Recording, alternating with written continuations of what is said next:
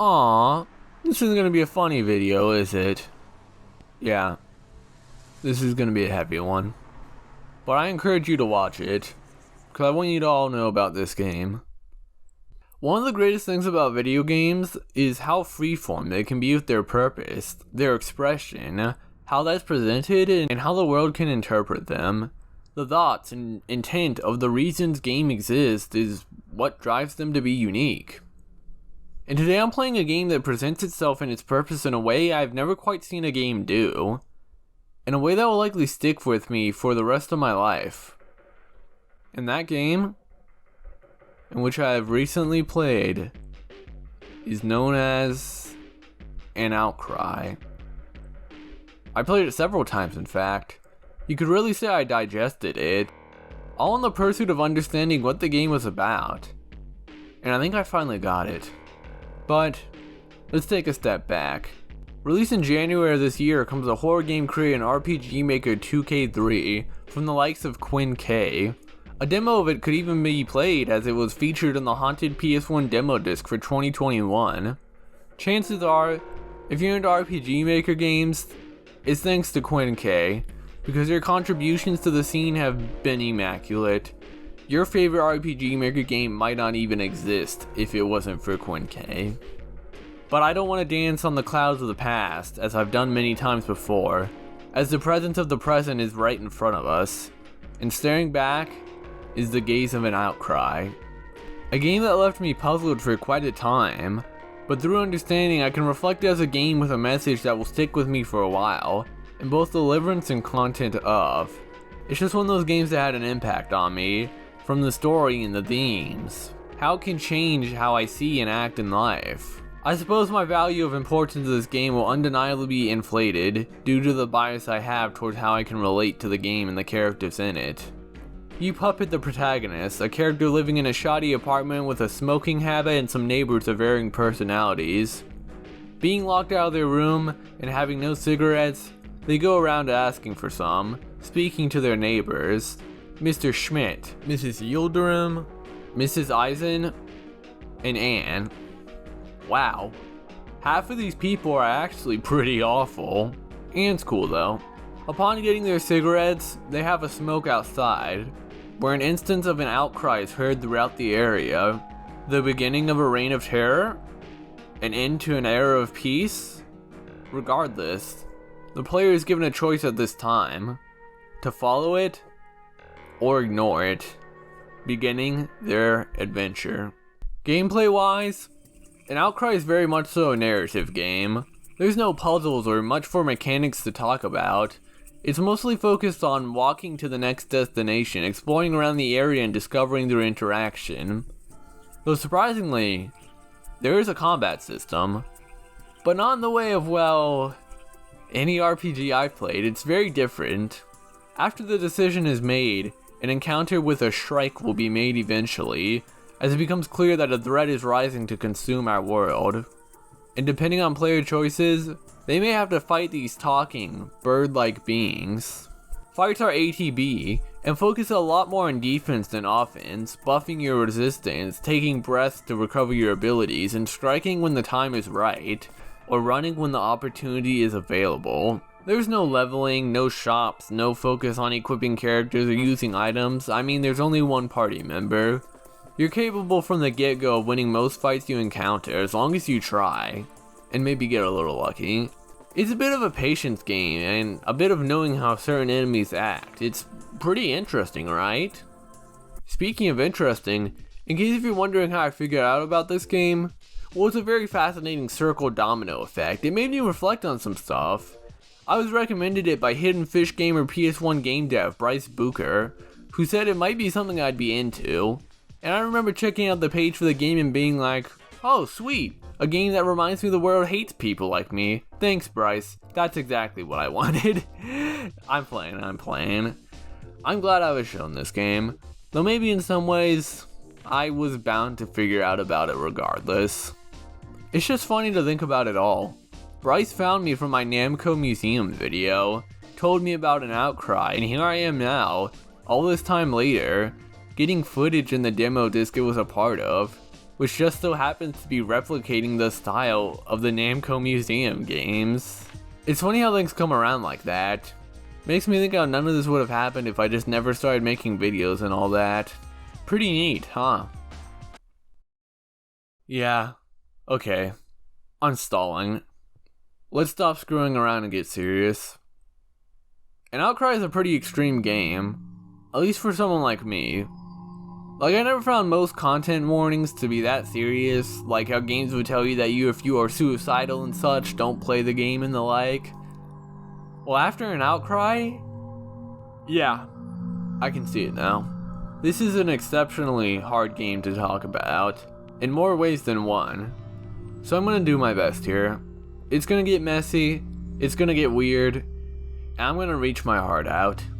Fully ready for it to get stomped to pieces, as it always has. Easily, the strongest parts of an Outcry lies within its characters and its writing. This has to be one of the most realistic games I've played, like to the point of it feeling a bit too real. Out of every RPG I've played, the dialogue and writing here it's straight up the best. There's a very large focus on these characters. You learn so much about all of them and their personalities within the couple hours of runtime of a playthrough. It's not just the writing in itself. There's two very big key factors that truly brings this game's writing to a level beyond most games. First, it's the spacing. Throughout conversations, characters pause, they hesitate, they take breaths in sentences, all in a way that makes these conversations feel natural. It's not something that players will particularly notice, but the effect that it will have is large. I can tell a lot of the time how characters are feeling or thinking just from these pauses. It's extremely natural. Like, I prefer this over voice acting. I think when done right like it is here, it's just the perfect way to handle video game dialogue. Though, I guess this game does actually have some voice acting. It's a lot of work, I mean it. Getting this right entails sitting through the same cutscene over and over, taking notes on anything you need to change, like, oh, that pause was a little too long, I need to edit that, or I should add a pause here, that sentence didn't feel natural, and just replaying these cutscenes verbatim until it sounds real. Trust me, this takes time, but the results are fantastic. It's really a shame how few games bother with this, because the impact is grand. Now the other thing that sells the writing and the characters? The portraits. Obvious, right? Of course they'll show expressions and how the characters feel, but an Outcry takes things a step farther by how they're utilized, in yet another way I've seen few games do. The characters' portraits change during conversation. This creates these moments where you can see characters wordlessly react to things. Like, I can watch the range of emotions here and perfectly understand how this character feels, to an uncomfortably realistic degree. It's very expressive, and I'm a big fan of the art too. While there may not be many areas to explore, they made sure that every area that could be is full of detail. They really did the most with every place in this game. Like, some of these screens are just gorgeous. I could spend all day sitting out on the street and watching the cars drive by, the clouded sky, and actually feel the same hopelessness and temptation of if I was there. It's mesmerizing. Such a unique art style too, I've never seen anything like it. It makes me really want to check out the other work by Quinn K to see more of this stuff. They have games. The music is also very good, getting quite a number of different artists coming together. Big fan of the song that plays at Anne's house alongside the ending theme, The Chameleon. Just these great guitar pieces, I eat that up. Another great one is Shunpike Brain Jammed, which plays during one of the most powerful scenes in the game. I'll get to that. One of the best has to be The Coward by Jordan Mason. I'm glad I was introduced to them here. Graves really are just beds in the dirt, huh? So, the story, yeah? Well, golly, here we go. The protagonist is a character that uses they/them pronouns, which you'll quickly find that basically nobody respects. Hell, even the main character's best friend will misgender them throughout this whole game until you correct them. There's quite a few details for stuff like that. And Outcry is a very blunt game in terms of where it stands, and I feel like who it's for. It's advertised as this cool indie horror game, but I feel like the real horror is felt if you're one of the groups being derogatized by the other characters here. Most of y'all don't know this, considering how often y'all misgender me, but I'm agender. My pronouns are it's, not a guy, not a dude. Nice to meet you. I'm not sure how a lot of people feel about me and how I see myself, in terms of other agender people and the like. But for the sake of getting my point across, I'm going to shove my way in and say I belong in the audience of this game. I'm not trying to gatekeep, but I do wonder how people that don't deal with discrimination for who they are, like, what do they see or get out of this game? It truly must be a different experience. In some ways, I wonder if they get it, you know? It's the difference between saying, wow, this guy is a jerk, and wow, I know someone just like this in real life. This was a very hard game for me. I remember completing my first playthrough, and I felt awful. Like, I can see why games have warnings now. I felt actual pain. Like, it hurt to think. More than usual. I guess it's hard to explain, but this is what I mean when it comes to other people playing this game. The people that can't relate to the pain this character feels. But for as bad as it made things, I think it helps the overall message of the game land even more. And the message of this game, or at least how I interpret it, is something I want to focus on. But first, I'd like to talk more in depth about my experience with the game. I've definitely been very vague about it, and for good reason. If you have any interest of playing this game, then please, go and do it. Because the rest of this video is basically spoilers. Despite what I've said thus far, I think an Outcry is one of those games that may change how you see life and who you are. I don't think I can say this for any other game, but an Outcry is one of those games I feel like everyone should play. As corny as it sounds, it really is more than just a game in some ways. But I can understand if there's people who come out of this game feeling nothing. And even now, I'm not sure if I am to envy or pity that person. You can sit through these spoilers if you want, but I personally feel like you'd get a lot more if you chose to play beforehand. Though if you're going to stay regardless, then I hope that what I say will still encourage you to try the game anyways, or at least support Quinn K. Alright?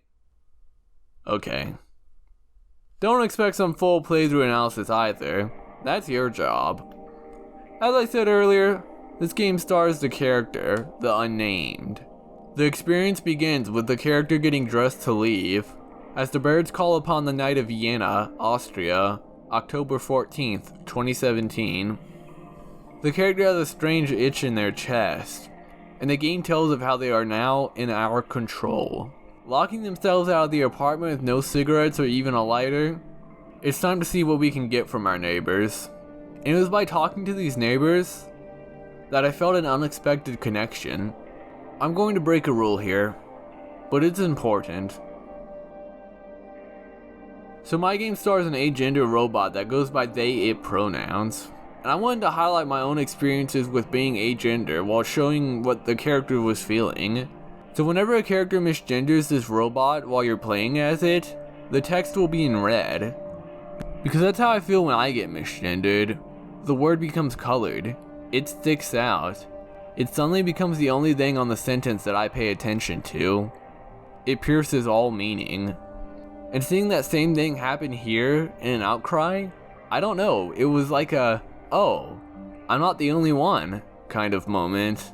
I like the detail of when their friend Anne misgenders them, starting off as this dullish gray color, and it progressively becomes red throughout the conversation, as their faith fades with each misgender at the hope that Anne will correct herself, or perhaps a debuffer, dull at first from the joy of seeing their friend, but then becomes that familiar colored knife that shows it's just like any other conversation. Speaking of Anne, we get a lighter from her. She rules, by the way. I managed to get some cigarettes from Mrs. Yildirim.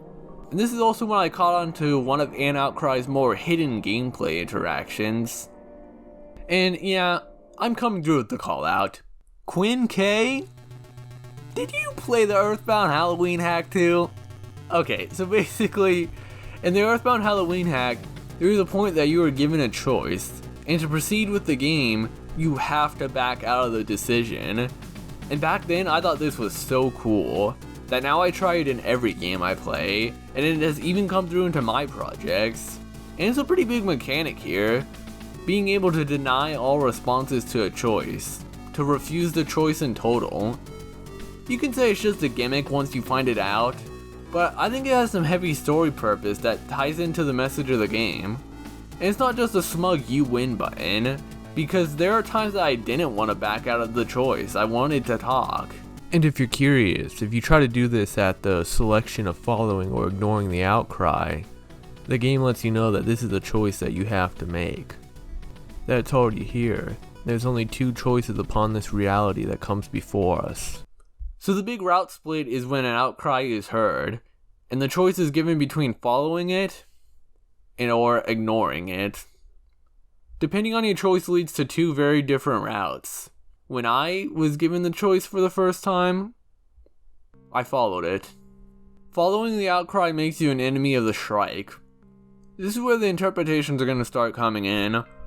I don't entirely think my thoughts are correct on this game, and I feel like in some ways there likely is a correct way to view an outcry. So I'll give it how I see it. Shrike, and the concept of birdness, may not be a being at all. I mean, in the way that it's just an idea, an overwhelming air to be breathed in every day. But if I had to put it as such, to reflect upon my own views, it would be the intense far hive mind. The people who oppose and seek to cull the lone people who think and are different. Those different ones that seek to stand up and fight rather than sit down and die. I feel like it's one of those things that's just going to have a different meaning for everyone. Because we've all experienced it in a different way. The pressure to lose your creativity. To lose what makes you you. And to just fall in line with everyone else. To be just one of a flock of birds. Same appearance, same ideas, same thoughts. A single being. A scared group relying on numbers to cling to their fear of change, glued to old ideas. The darkness that seizes thought. To follow the outcry is to become an enemy of this entity, and is thusly why this route is full of combat sections. You can run if you want, but by the end, you have to fight. Meanwhile, if you choose to ignore the outcry, you get a much different route.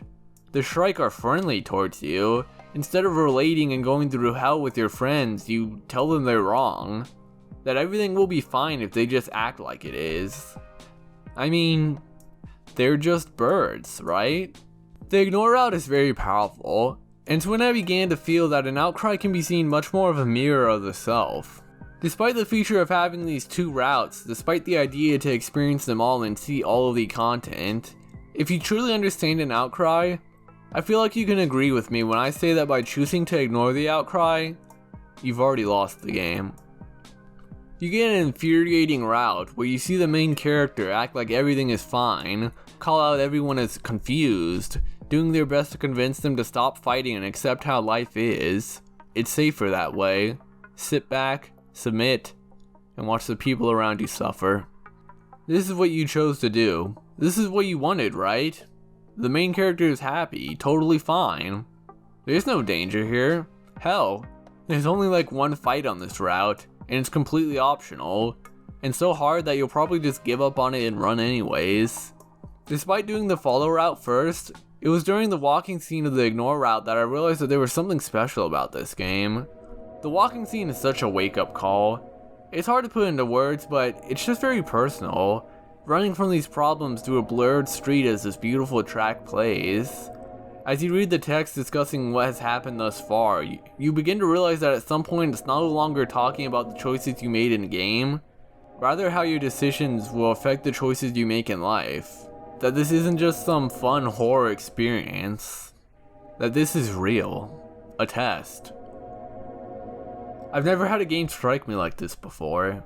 It's incredible, isn't it? Here we got what seems like this cool indie horror game to attract all these people playing it for some good scares. But now the game is sitting you down and telling you that you already messed up. I think that when the time comes, maybe not in the game, but in real life, that you'll stand up. Meanwhile, players will be like, I don't want to talk about any of this. Can we just go back to the scary birds? Because little did they know that this is the true horror and Outcry displays to its players. Reality and themselves. To a lot of people, that's the horror they play games to escape from. But the game makes it a point to remind the player that they are, in extent, in control, and that these deaths and decisions are their fault. Hell, depending on your ending, the previously mentioned song, The Coward, plays. The coward wasn't the main character. It was you. Getting back to my experience with the game, I'll reveal a little cowardice in who I am now. A magical thing about who I am is that depending on my mood, I can say things I live to regret. I'm a being that constantly agrees and disagrees with itself. It's why it's hard to articulate words, because things I'll say in one mood will be seen as terrible in the other. In my own words, every day I'm a different person. That's the shame about these videos. The words in them are captures, frozen periods of time that I cannot go back on. Rewind this video and replay it hundreds of times. I'll always say the same words. And depending on the day, I might not agree with anything I said in a video, or how I worded it. And the fact that it has been stamped onto the internet, too valuable for the video itself to be edited out, leaves a bitter taste, which explains why I dislike watching previous videos of mine. Thusly, I've learned to trust myself by not trusting myself, relying on decisions with coins, and leaving notes in the present to the future self I know will want to, without any doubt, change. As such, I have a note for these upcoming lines directed towards the future being which shares my body, seeking to edit and rectify this script. Spacing, keep this part in the script. So you may have noticed a strong detail of effort this game shows is how dialogue will change with certain characters depending on if you ever corrected "an" on the character's pronouns. And you may have also noticed that on my first playthrough, I waited till nearly the end to do so. Why? Well, because quite honestly, after seeing how hateful everyone else was, I was afraid that if I tried to correct Anne, she would hate me too. Yeah, me. Not the main character. I was scared, uncomfortable. I didn't want to sit through this dialogue of trying to explain how how the main character views themselves. So I sat and took it, until the point came that I stood up and finally corrected them. And Outcry was a mirror for me. It's not often I play a game that directly confronts things about myself I hold close. Even now I still feel bad, knowing that by all means, I am a coward. Let's settle back on gameplay stuff for now. I actually want to talk about my gripes with this game, which will be interesting to talk about considering all my problems with this game were my fault. So on the follow route, I ended up getting ending S, 1 out of 5 endings, and it was pretty depressing. So I was like, oh, okay. And I tried the other route, once again getting a pretty depressing ending. Actually, fun fact, future Spacey. After getting the ending S, I actually replayed the follow route multiple times to see if I could get a different ending. Cause I thought the idea of the ignore route, I thought it was a bad idea. In terms of what would happen in the story. I felt like with the follow route, it was just the right choice to make. Which will actually come into the future in the message of this game. So then I proceeded to replay through both routes over and over again, seeking to find the other endings. I was brainstorming all these different things I could do, and what orders to do them, etc. And at first it was pretty consistent on runs I ended up seeing new things. And Outcry has a lot of things that you probably just won't see. But here's the thing. I kept getting the same ending. In every run I would try increasingly bizarre things, like, oh, this run I won't smoke. Fun fact, I only smoked on my first run because afterwards it just didn't feel right. I partially blame Lisa for having an ending dedicated if you don't use the harmful addictive item with a gameplay benefit, because cigarettes are the only way to save the game. which made it really frustrating when I lost a fight and basically had to start over back at the end of the prologue, or when they give you the free save in the follow route, which kinda just farther encouraged me to not use any cigarettes.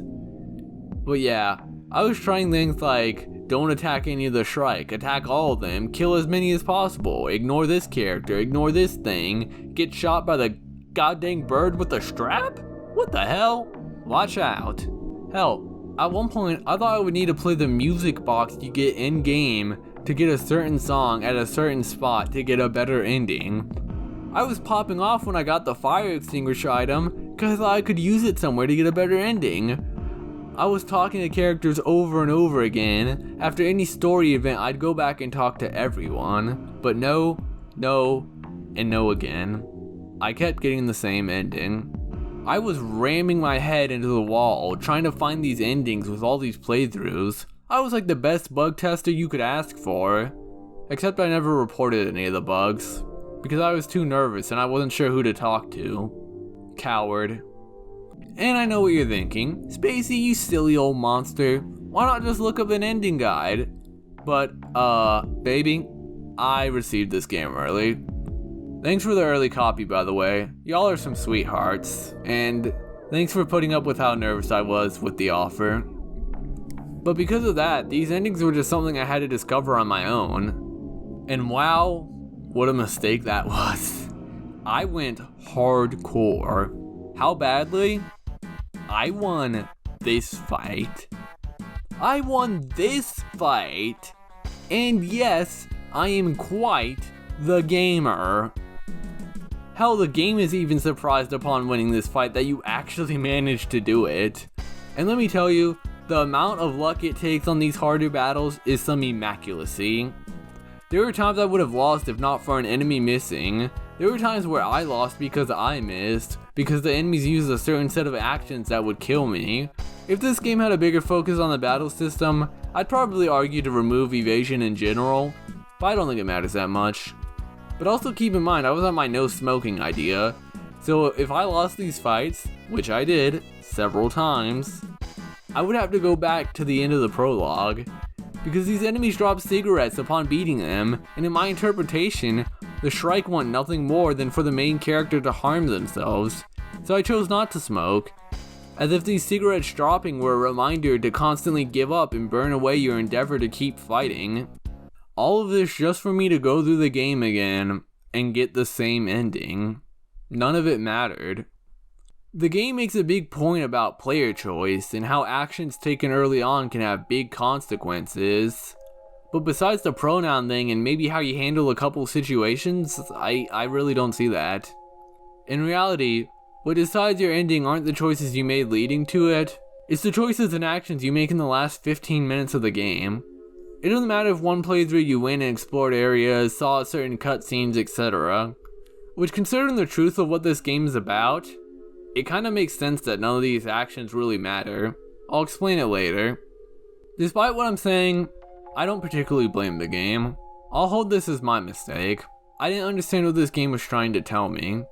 But at the time, the game still wasn't out publicly, and I had to stop myself from continuing the search of finding these endings. I had to stop myself because I loved the game. And finishing it consecutively and cluelessly to find some alternate ending was harming my opinion on it, and I didn't want that. Because the more I grinded out these runs, making notes of all the choices I made, areas I went to, all in this grand journey of flipping switches and making sure certain variables were set to the correct integer for something different to happen by the end of it, it started to ruin the game for me. The message was slipping, and I needed to catch myself. And honestly, having to sit through some of this dialogue was starting to do some mental damage to me. Like, I don't think I can listen to the Man Strike speech one more time. Well, fuck you. It doesn't help that I was playing another game that was really destroying me too.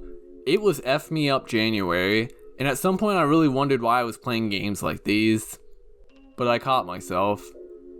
I wrote down some notes on my experience, and took a break from an Outcry to get other work done, waiting for the release of this game, in which others will inevitably find the endings for me. And I guess the sad part is that the endings are actually pretty obvious to get. Like, I'm surprised I didn't get them on my own. I'm over here replaying the game with some fine precision on some ARG type beat, thinking that these endings were extremely cryptic and hard to get. And no, they're fairly accessible. And because they're at the end of the game, you don't have to worry about replaying the game. If you have a save, you can just reload it and find it. But it was coming back and seeing these endings that my eyes became open and my mind clear. I finally understood the message. And that's what I want to speak about now. The message I received from this game, how it's striking in a way no other game has done before for me, in terms of its deliverance, and how it affected me and how I see the world. So let's do this. I suppose in some ways, you can see an Outcry as a simulation, a test for the player. We have made clear that we are taking the role of another character in their life, their actions. I mean, the game opens with them putting on their clothes, as if representing the player, putting themselves in their shoes. And we're placed in this real world of real people. The fire has always been here. This game is here to make you feel it. A time comes when the sound of calamity arrives. People in danger, people needing help. An outcry. And we're given the choice to follow it. Being forced to fight, being criticized for who we are, and ultimately being able to choose to stand up and keep pressing on, that the skies will one day be clear, but you can ignore it. To know that something terrible is happening in the world around you, but to sit still, be passive, be safe. You can find some writing on the side of a building complaining about the rent of the apartments, and on the follow it route, the protagonist actually agrees with what it says, but if you play on the ignore route, there's no comment, as if they're just submitting to that's just how it is. I think about that walking scene a lot. How it teases the player for assuming that this is just a game, so that they shouldn't care about these characters. They don't matter, right? As it makes you reflect and think about how your lack of actions have caused all these people to get hurt. Your actions, not the puppet. And the game even goes out of its way to criticize you for choosing this route out of curiosity after finishing the other. This game fronts itself with sayings of choices and 2 whole routes to play through, but here, it questions why you would go back and make a decision that you know was bad. And I felt that myself going back to make the other choice. I didn't want to do this, and yeah, I got what I expected. Back to my point. The game makes it evident that you are in control of the character, even visually altered to take an appearance that hides identity, to allow the player to place themselves into them, for the player to feel their pain clearer than ever. We see a very realistic display of what it's like to be different. As the game says, it's very much modeled after the world we live in, and we're allowed to live someone else's life in order to heed a message to save us in the future.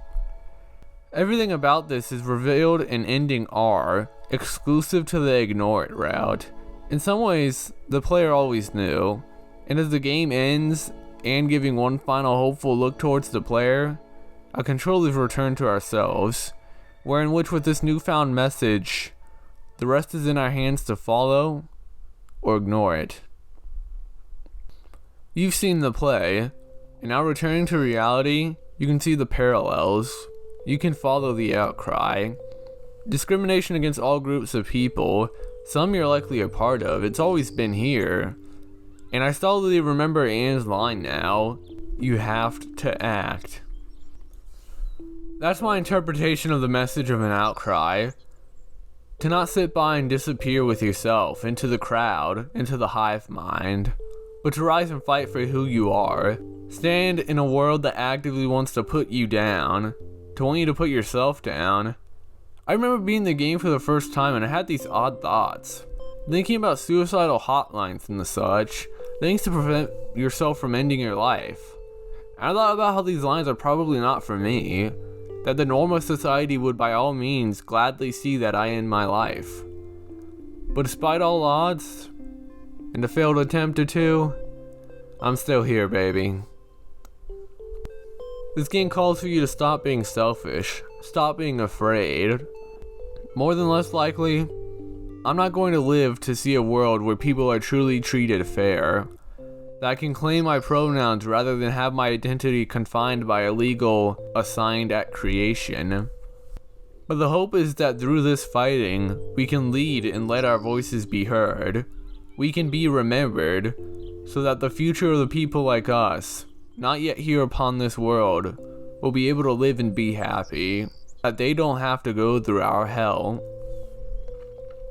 Yet, as I reflect all upon this, I can admittedly say I'm part of the problem. Very much so. I can't help but feel I stand in opposition of this game's message. Even if I chose to follow the Outcry in game, am I doing the same in life? In most mood cases, I'm a rather passive person, take the beating, go with the flow. That maybe I'm not fighting like I should. I mean, I do this every day. I scroll on Hell's site, that's Twitter for the unaware, and whenever I see the people I follow retweeting and liking these horrible, transphobic and racist stories, I quite literally scroll past, mute, unfollow. I don't want to see that. I ignore the outcry.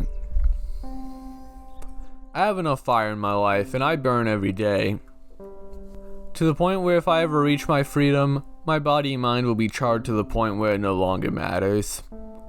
But I actually had a conversation about this a while back with someone, about this overwhelming fight.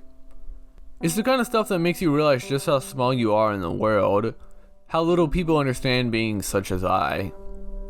Like, imagine the existence of agender people, imagine the idea of gender to be questioned in general, when there are entire languages and cultures based around gender.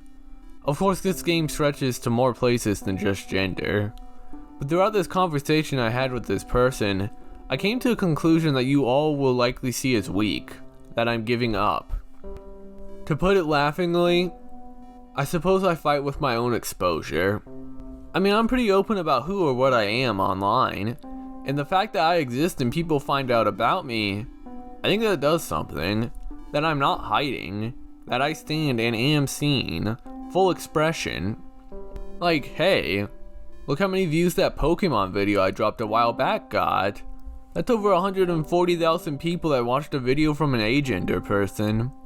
Though despite how I mentioned it a few times, most people watching probably didn't know. The concept of people like me probably doesn't even register. They've probably just been taught to automatically dismiss that kind of stuff. I don't care for numbers, but I know in the end, numbers are power. The power to influence. Every social construct exists because it was the popular idea for it to exist, for certain groups to be treated in certain ways. Imagine being surrounded by people who will argue that 2 plus 2 equals 5. Everyone you talk to believes so. You're the only one who doesn't, who is seen as weird and wrong for doing and thinking that way. In a world like that, 2 plus 2 might as well equal 5. But I'll always be there to stick to my guns, and who I am and what I believe in first, even if I may be the only one to do so around me. And I guess in the end, when the time comes and someone sees things relating to the LGBTQIA community in the polls, maybe they'll think, I don't know much about any of this, but Spacey Soundy is a part of this. I like Spacey Soundy, so I'll vote in favor of the LGBT people. Or better yet, maybe I will get educated on this. Sadly, for this fight I'm not much towards helping physically. I am more of a digital entity. I place myself upon the world of the web. Anxiety and emotional battles quite frankly bring forth challenges to the physical world and being able to express and exist my way there. And to bleed my own blood upon the viewer, I am still in my own hellfire I have lived in my whole life. The smoke from these flames has always made things hard to see. One of these days I'll be alive. But damn, I really do hope there will be a day where I stop having it misgendered all the time. But maybe my lack of action is the reason why we aren't there yet. And maybe this fight won't end in my lifespan. In which case, maybe the most important thing about an outcry is the message it leads to the future generation. I wonder how the future world will view upon this game.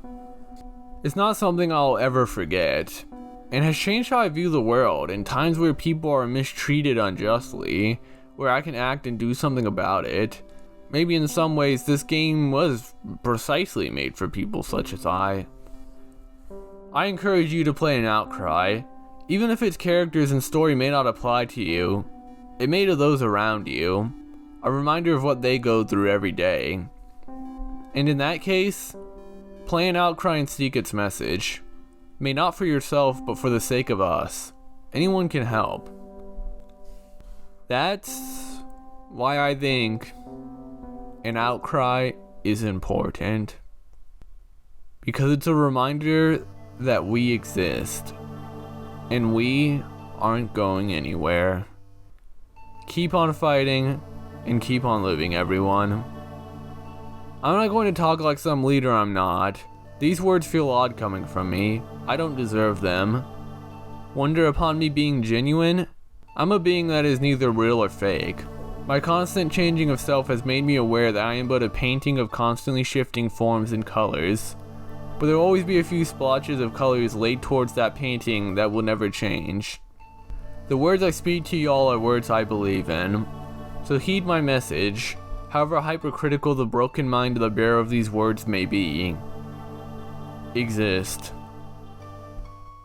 We won't ever know each other, but we still exist together. We can still help one another with a common goal of seeking a world where we don't need to fight for that right of existence. Life is too short for us to sit around and watch as the blood of potential allies cover us. So while we still can, let's change the world and be remembered. The rest is in your hands.